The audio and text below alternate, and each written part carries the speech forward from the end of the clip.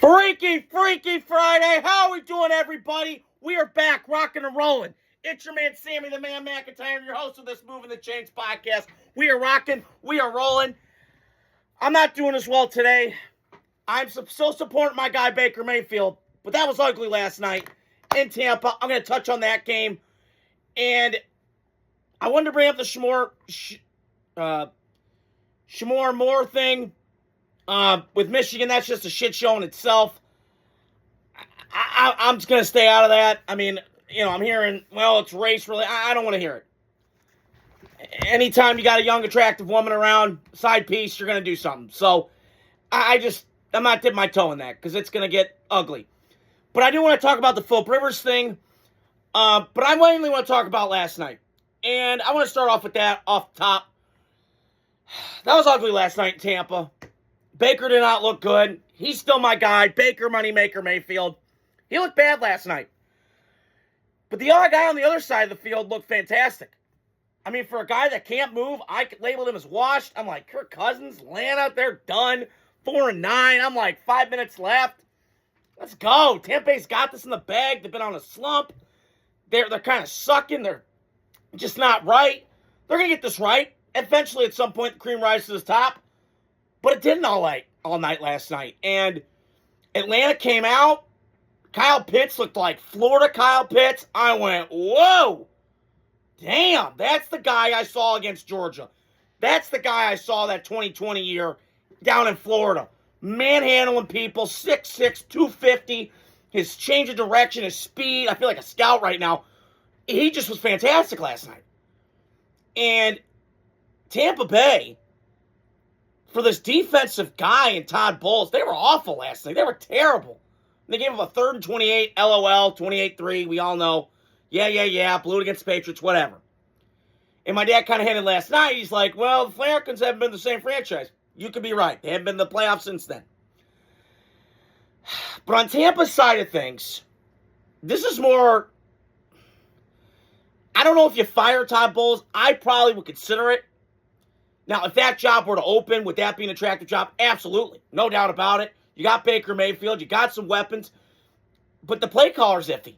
And again, they did something really dumb, like the Eagles did, like Michigan did with Jerome Moore, like the Eagles did. Kellen Moore leaves, Kevin Patullo in-house, Lions, Johnny Morton. You know the story. And Josh Guzar got this job because he was down the street. It was proximity. You didn't go out and get a big-name coordinator. Now, I do get with defensive coaches, this is what the struggle is. You get your defensive coach, you nail the offensive coordinator, they kick ass, they've been winning like they have been lately. It started with Dave Canales. He comes from Seattle, goes down to Tampa. He gets successful, Carolina job, and then Liam Cohen, same thing. Well, then they go in-house with John Grizzard. Now, early on in the season, I'm like, whoa, they're not missing a beat here. But then it changed. And I don't know if it's Baker being hurt. I don't want to make speculation. But it just doesn't feel right right now. I mean, I'm looking at these numbers. I'm reading them to my audience right here, you guys. Last year, the Buccaneers were 4th in points per game. This year, 17th. Third down. Third in the total yards per game. This year, 21st. 4th in yards per play last year. Big explosive plays down the field. Running, passing, Bucky Irvin, Mike Evans, Chris Godwin, McMillan. They're 25th this year. And then they were 3rd down percentage last year. They were 1st in the NFL. Best in football. This year, 18th. And then red zone touchdown percentage. They were 4th last year. Now they're 22nd. Not great. So it's not a players thing in Tampa. They added Ibuka. They got Mike Evans still. He balled out last night. I mean, that looked like prime Mike Evans. He's just a badass. That guy, Hall of Famer, no doubt. Knew it from the jump. Yeah, I did. I saw it. So Tampa's kind of in a weird predicament right now. They had that division in chokehold, but since then they've reeled, and they have not looked right. Their defense, Todd Bowles is a defensive guy. He looks bad. I know he's great at calling blitzes, but I don't know, man. That defense looks awful. They've had some guys injured. I get it. I'm glad he ripped the players last night because sometimes it is the player's fault. But to me, when I don't see a coach with emotion, it kind of says something to me. And that's okay. Some guys are yellers and screamers. And it's not for everybody. But I'm watching last night with Tampa. That didn't feel right last night. And Mike Evans had to be helped. He had to be held back. He was pissed. He had a right to be. I mean, this guy, he's been hurt, clavicle broken, all this shit, and he comes back, and that's what the offense looks like? He deserves to be pissed. So it just looks disjointed to me with Tampa. And I kind of said this before the year started. They would win this division, but it looked kind of ugly. And I feel like that was on full display last night watching that game.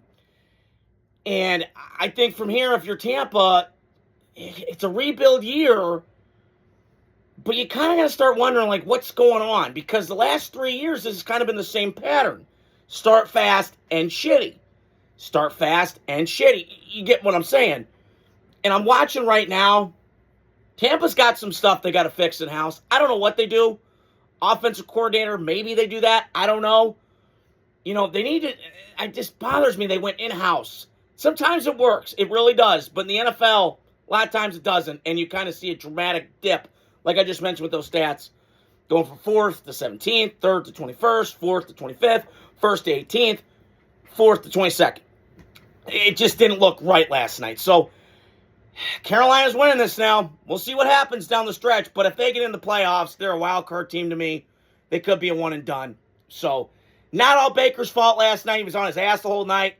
That Tampa defense, I mean, for a guy that couldn't move, Kirk Cousins sacked him one time. Come on. I mean, it's not like Atlanta's got the Great Wall of Dallas blocking for him. I mean, come on. So, I just wasn't impressed with Tampa last night. Ugly loss for Baker. Not all his fault. Baker played okay.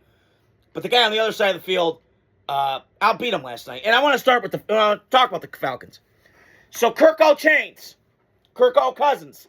ball out last night. 30 of 44, 373, 3 tutties, balling last night.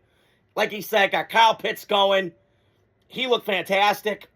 But this Falcons team, if you're a Falcon fan, you're just looking up going, where's this been all year? I see it in moments, but it's just not put all together. And I got to wonder with Atlanta, they're probably going to go 7-10. Probably. They're done, obviously eliminated.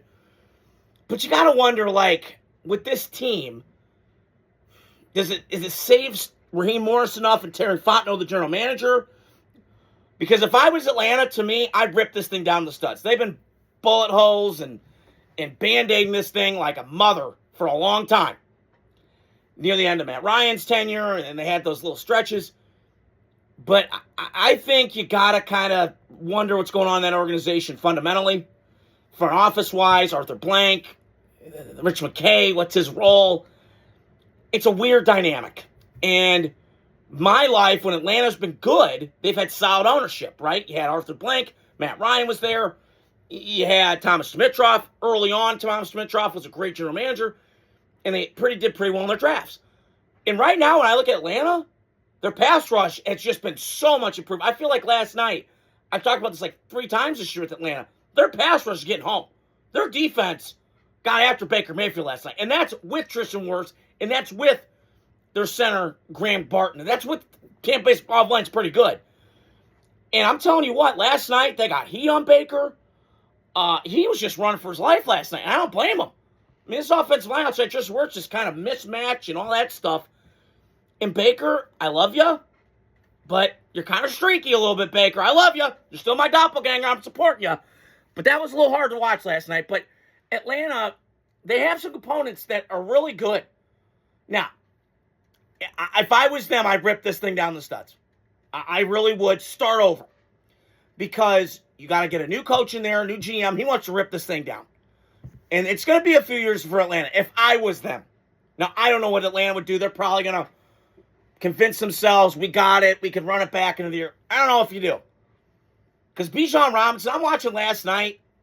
That guy, man, he could, there's been a couple running backs in my life that have been traded. I wasn't around for Marshall Faulk, but Christian McCaffrey, we thought he was washed, goes to San Francisco's best player in the league, kicks ass. So I could see Atlanta maybe. Could you trade Bijan and get a bunch of picks? I don't know. Probably that would be my thing. A couple first-round picks, maybe a 2. That's probably what I would throw in. But I'm watching last night, and Bijan's just fantastic. Kyle Pitts was like a man among boys last night. But Atlanta just, they're weird, man. And then the quarterback thing, Cousins is, we don't know if that albatross of a contract. He's out, he's in. Penix with his injury history. So it's just a weird dynamic. And I think if I'm Atlanta, that'd be an intriguing job, like if that was to open. But you kind of got some things like that you got to kind of figure out. Get a new voice in that front office. Kind of get that rolling down there. Because when the Falcons have been good in my life, it's been fun to watch. I mean, Matt Ryan, and they had some good teams. And there's some components on defense I like. I think Jeff Robrick's done a fantastic job with that defense. Been a little hit and miss at times, but they're getting sacks. They haven't had a pass rush in a long time. It's been a knock on Atlanta. Maybe that's a hole in their scouting department. They can't find pass rushers. But I'm looking up last night, that Walker kid from Georgia and Pierce from Tennessee. They're just fantastic. And they're getting heat on the quarterback. It's just awesome. So, just in totality, I think Atlanta,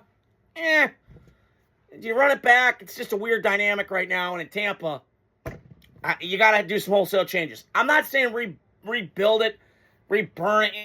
I think they're fine. But I just think you got to retool a little bit. You got to get younger. That's the thing I'm watching, too, last night. It's an older football team. And I think new coach with some new juice in there might do it. Keep Todd Bowles on as defensive coordinator. Maybe he's just not meant to be head coach. Happens all the time. And last but not least, old man Rivers came back out of retirement. I know what you're all thinking. Well, Sammy, Cam Newton's bitching. Shut up, Cam Newton. Scam Newton. Look, man, this is not a race thing. I'm not going to go there. I know people on ESPN, I call it ESPN blah, because it's just blah anymore. I can't watch it. I can't fathom it. And I'm not going to sit here and speculate it's a race thing. And I guarantee Drew Brees and Peyton Manning and Tom Brady are jealous a little bit. Maybe they are.